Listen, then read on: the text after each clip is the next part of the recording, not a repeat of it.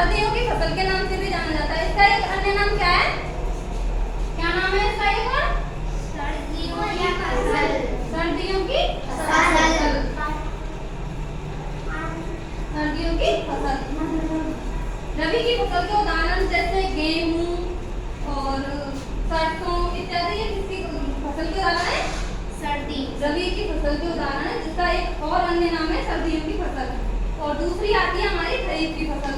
खरीफ की फसल वो होती है जिन्हें हम जून जुलाई में बोते हैं और अक्टूबर के आसपास काट लेते हैं। ज्वार। जैसे हाँ, तो इसके उदाहरण क्या है? जैसे ज्वार, बाजरा, मक्का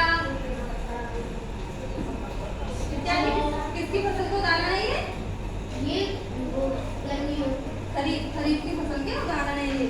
और एक होती है जायद की फसल। जायद की फसल आप जानते हैं कि किसको कहते हैं? जो मार्च वगैरह में बोई जाती है। नहीं, जायद की फसल में क्या होता है? जैसे ककड़ी, खीरा ये होते हैं ना, ये जायद की फसल में आते हैं। क्या होते हैं? ककड़ी, खीरा, खरबूज,